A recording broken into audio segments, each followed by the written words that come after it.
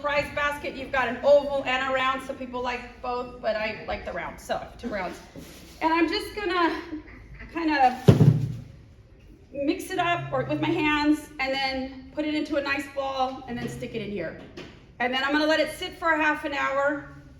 And then after the half an hour's up, maybe 45 minutes. I don't want it to grow too much though, because then it's kind of gonna lose its consistency.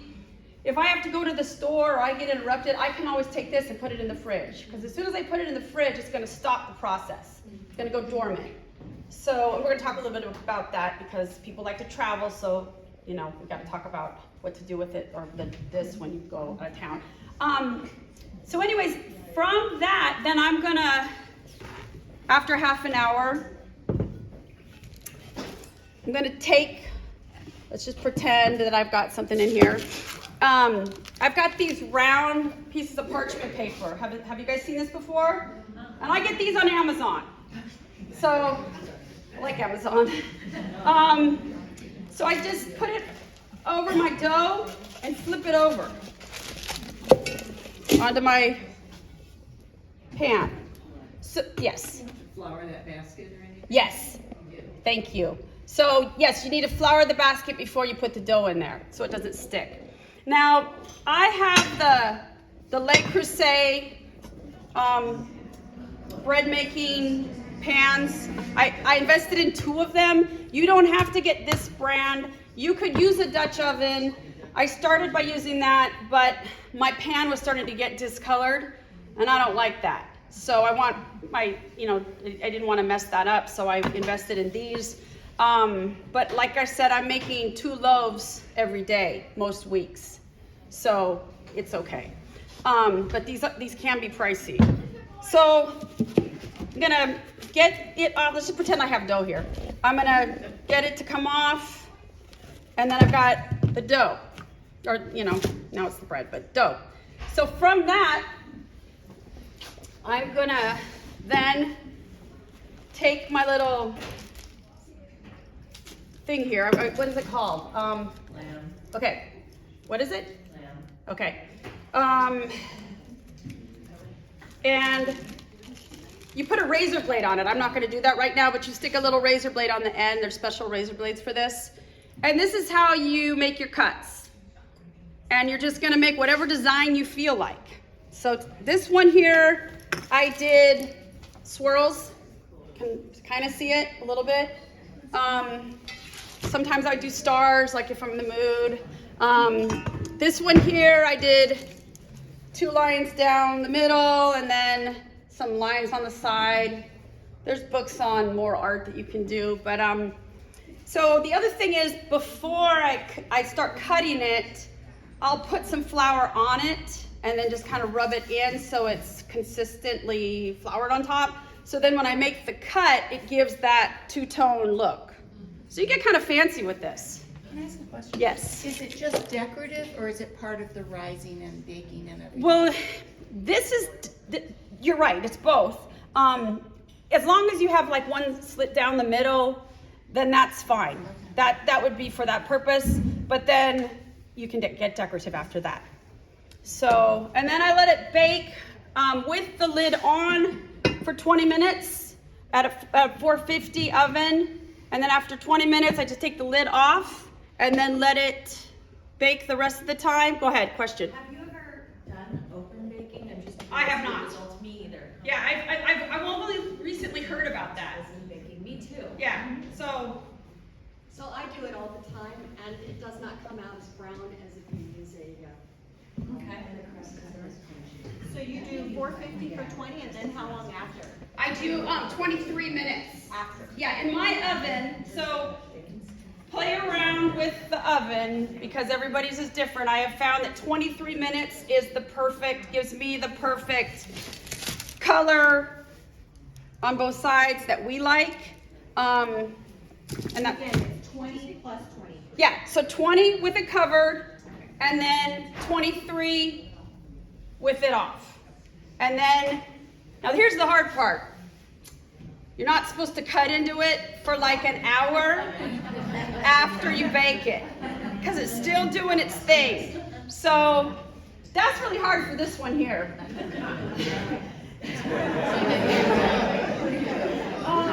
Many times I've put it out on the counter, left the room, 15 minutes later I come back and it's cut in half, and I'm like, oh my God, you just screwed with the process, because you need to let it sit and do whatever it's doing. But you know what? It's delicious. What is it doing? I don't really know, actually. I think it's still. So is it gunky inside if you don't? No, not really. It's But a you flavor can read thing? up on that, because Okay. I don't know exactly. And maybe next time you can come back and tell us. Okay. Because I haven't. I just followed the directions. I didn't learn why. All right. So I'll try to work But on he that. likes it. Yeah. Oh yeah. Well, he likes it. That's the main thing. Sorry, I have two quick questions. One of them's going back to the earlier process of after you mix it and let it rest a half an hour and you mix again, and you said then you proof it the next day. How much time are you spanning? So the book says like 8 to 10 hours, but I find that in my lifestyle, and for me it just works to do it the next day, because That's I. okay if you let it go longer than. Yes, and I switched over to that a couple months ago because someone suggested it to me. Someone who's in the baking industry mentioned it to me, just let it go to the next day and it's even better. Okay. So, and I don't want to have to, I'd rather do it and forget about it till the next day, and then when I wake up early, I'm doing the process all over again. So I'm getting the bread that I made the day before proofed and ready for the oven, and then I'm mixing new dough for the next day. Okay. So that's how. That seems to make more sense. I've done it only twice, but one time I left it overnight and I was worried about that, but it actually turned out better than my prior. There you go. Yeah. Okay. So, this book could be made. I mean, it might be like the least amount that you need to do it for would be like maybe 8 to 10. Some of the recipes say 6 to 8. Yeah. So you can do it in the morning, forget it till the next day. And yeah, that's fine. yeah. And you can go back and play with it if you want. You know, it's not going to hurt it. Check on it.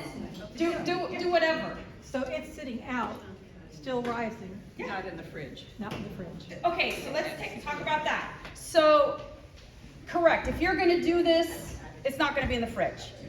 If you're gonna go out of town, of course you're not gonna get to that portion unless you have an emergency and have to leave. Say I'm gonna go out of town for a few weeks, and my starter is on the counter, because I keep it on the counter. I'm gonna put it in the refrigerator, and I have left it up to 3 weeks. I don't know what the longest that you can leave it. Maybe someone else does. I haven't looked into that, because I haven't. 6 weeks, 8 weeks. Okay, there you go. There you go. Yeah, that's right. So that's what you're gonna do. You're gonna bring it to a room temperature, and then it'll grow, and then cut half of it off, and then feed it again. So the ratio that I use is a half a cup of flour, a quarter cup of water, warm water. So there may be other ratios. Just experiment and find out what works best for you. Do you do that, well, for you do it every day? Yeah. Sometimes twice a day if I'm making crackers, then, Okay. you know, because if it grows and I want to make crackers in the afternoon, then I'm going to take half of it off, and then, Do you discard every time? yes. So But I'm what does that reusing mean? my discard. I'm a little confused about that process. So you can discard and throw it away, Yeah. or you could take that discard that you would throw away and you can make something with. Yes. Why do you discard? Because you need to keep it alive. You know, you're just, I mean, I honestly don't know the Yeah. scientific explanation, You just know it's but important. go ahead. I've also ended up with huge, like, if you don't discard. Oh, yeah. You end up, it grows. Yeah. Yeah. And you end up with like, I ended up with 2 huge like cash and carry things in my refrigerator. Do you want some bread, Shauna? Do you discard it every time you bake or every day? Every day. Every time you do this. Every time you feed it? So, no, Okay, so if I'm gonna make bread, Yeah. I'm taking a portion of this out. Yes. That's basically, I don't need to do the discard and throw anything away. That is my discard. I'm taking, it's a little confusing, so I Okay, think so my make, yeah, that's what I meant. if you're like- baking, you're fine. If you're using it, you're fine. Okay, cool. But if you're not baking But if that you're day. not- If you're not making it that day and you want to keep it going, and you're not putting it in the fridge, you need to take half of it off and either do something else with it or throw it away. Okay, thank you. But I feel bad throwing it away. Yeah.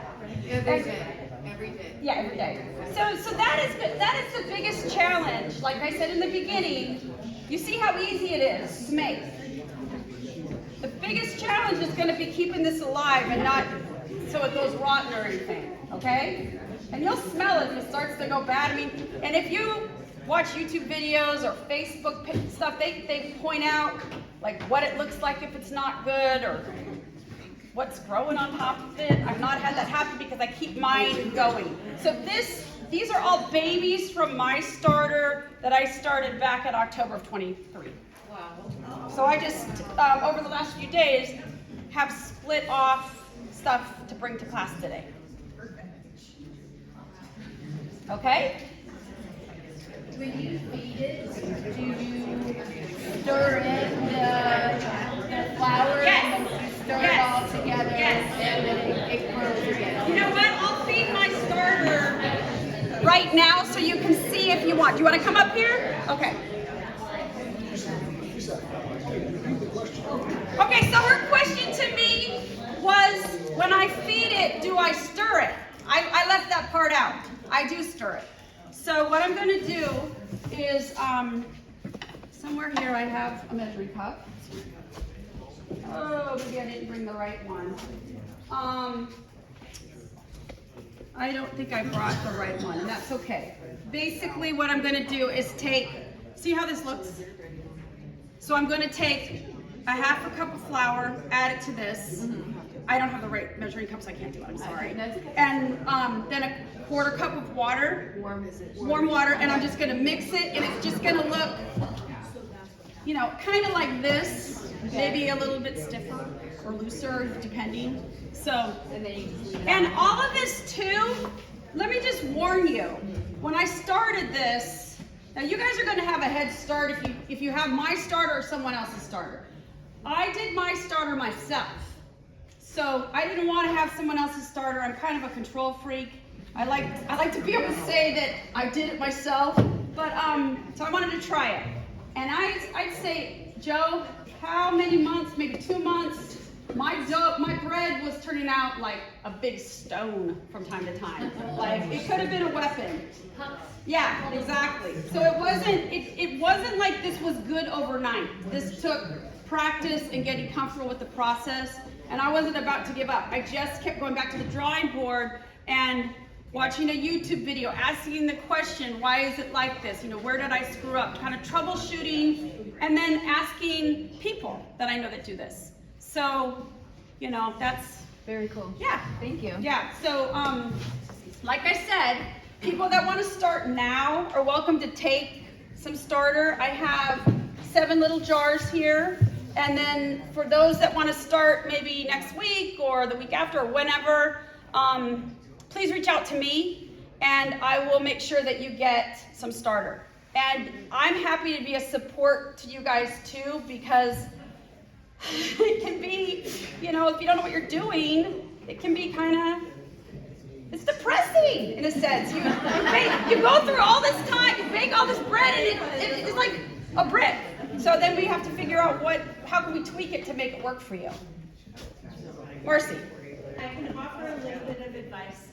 Therese, I don't know what you use, kind of bread or flour you use to do your starter, but I can offer the advice of using whole wheat flour. Oh, I do that once a week. Yes.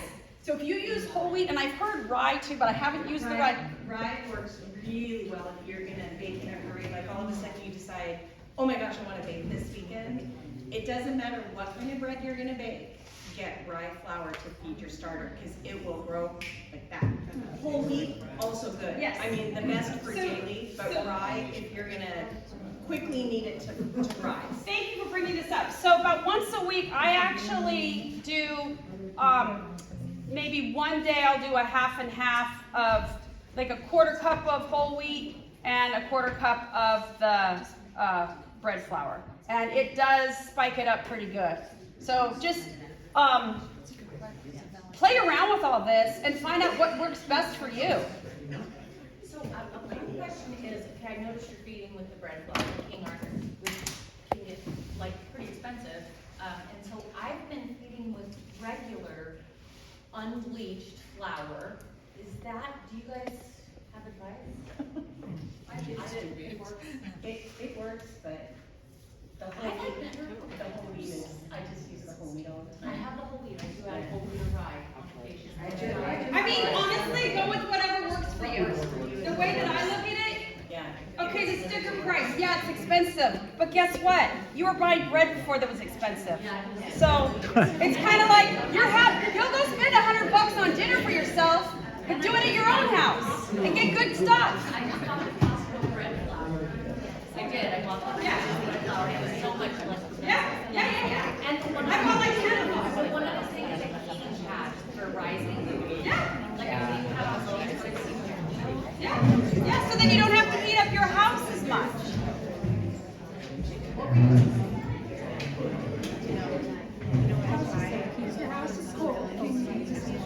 That's what she just said worked for her. Yeah.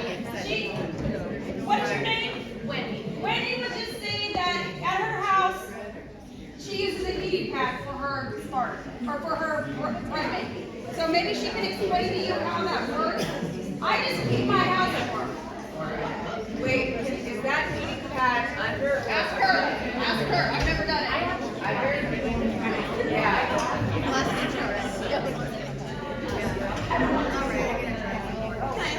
So you gave us a great idea of what it's like to do it every day, but what if you set up, okay, I'm gonna like commit to baking once a week?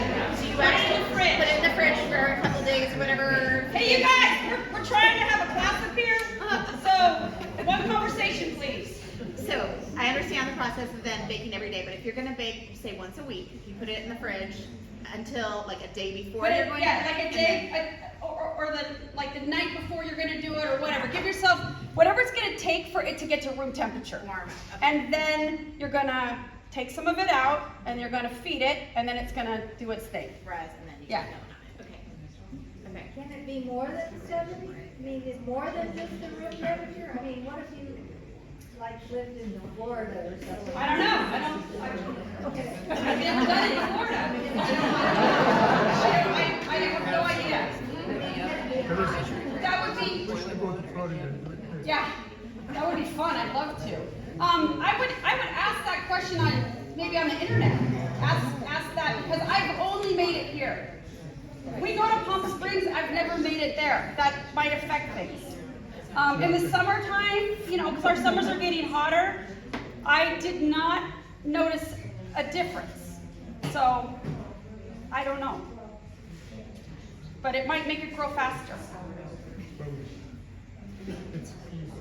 Sorry, I have a lot of questions. No, I love it. I just got a starter last month, so I'm very, very new to this. But I just realized I've never discarded. Oh, I've made okay. it 2 times. They never told me that. And I also have been using regular, like organic unbleached flour. Uh-huh. Do you think my starter still has a chance? Yes. Okay. So discard it, because you've never done that. Half of that. And you might have to do that several times. So her question was, did you guys hear her question? Okay, so her question was that somebody gave her starter, never told her what to do with it, didn't tell her to discard, so she didn't discard. She's made bread a few times. So now she's asking, Do I have a chance? does she have a chance? Of course. So just take half of it off today, and then put in a half a cup of flour, quarter cup of water, warm water, and mix it up really good, and then see what it's like tomorrow. Do I want it to just be really bubbly and Yeah. just be growing? And if That's it's when I not know doing good. it, you can do it again, and then again. And then if it's really not doing it, give me a call. And if you don't live too far away, I'll bring you some starter. We can meet somewhere. Yeah, connections. Yeah, you got connections. Thank you. You're welcome. Okay, any more questions? Yes. If you're only gonna bake in a week, Uh-huh. okay? do you still feed and discard? You have two choices. Stick it in the fridge. Either way works. So if you're gonna be home, you can leave it on the counter and just do the process and throw it away, or make pancakes or crackers or pizza or whatever. Or just put it in the fridge and then go ahead and take it out maybe the night before, and then when it's at room temperature, you can just then throw some of it away and then feed it, and then it'll start to grow. So for the next day. Yeah. Great. Now, when you bake it and you don't have one of those yet, can you just cover it with foil, or, I mean, when you. I don't know if that's gonna turn out right, because the idea is that this is steaming, you know, it's kind of like contained. If you use foil, it's just covering it, but I think that, I can't promise you that's gonna work. Yeah. I mean, it is an investment to get started, but I can tell you that if you're gonna be consistent, you wanna have good stuff to do this with. And then it is so satisfying. You know, there's nothing better than giving people loaves of bread that you made, and then they love it. It's a great feeling. So I say make the investment eventually. Can you tell me, do you do focaccia? I've never done focaccia, but you can. Can you tell me where you get your recipes for the crackers? What kind of crackers do you make? I'll give you a recipe. So I have, I got it online. So I look up discard recipes, and I got it online, very easy. Basically, a cup of the discard, half a cup of Parmesan cheese, two tablespoons of olive oil, some butter, and then you can stop there. Or I like to add some turmeric for flavor and for color, with some pepper. Sometimes I do thyme, sometimes I put, whatever I want. So, yeah, so then you're gonna put parchment paper on a baking sheet, and then you're gonna press out the dough, and then you'll put it in the oven for 10 minutes, bring it back out, slice it with a pizza cutter to the shapes that you want, put it back in for 20 more minutes, take it out, check it. I flip the crackers, put it back in for 20 minutes, and we're good. Okay, so one other thing I want to touch on, and I'm not by any means, I am not claiming to be a doctor or scientist, but I do know people that I give bread to that can eat my bread and tolerate it, where they had a gluten sensitivity. So the sugar breakdown, you look into that. So it's healthier. Crohn's, and he can't eat anything in the bread family except sourdough. Well, there you go. Yeah. Yeah. This is great. It has to do with the yeast of it, like takes the natural regional like pollens and stuff like that into it. So that's kind of why people who can't tolerate it can tolerate sourdough, because it's giving you the local. Kind of like the honey thing. It's exactly. Yeah. Yeah, you need to buy honey that's not from like South America, but from your neighborhood or from your area. I didn't know that, but I learned that. Okay. Any more questions? If I like a sourdough that has like a very intense, like funky flavor, do you have any recommendations to really like amp that up, like with the yeast? Okay, so maybe someone else can answer to this. I think if you let it sit longer, then it'll get more sour. But verify that. I have not done it for that particular reason. I know that some of my loaves do turn out a little bit tangier than others, which I really do like, and that's probably why, but I'm not keeping track of how long that would be. I've also heard that some starters, they use an apple peel, and that is something else that gives it a different flavor. Okay, that makes sense. But I have not looked into it, but apparently that's a thing. Wow, that sounds really good, actually. Maybe it gives it a little bit of a sweetness. I'm not sure, but it's not Apple apple. peel? It's not apple itself. It's the peel of the apple, and you can't. They suggest getting an apple from a local apple tree that doesn't have the wax and everything. There's a wax on the store-bought apples, so make it not. Yeah. Okay. Maybe that has like a vinegary, like an apple cider vinegar type of thing. Could be. It's something on the apple peel that helps the starter. Okay. Different.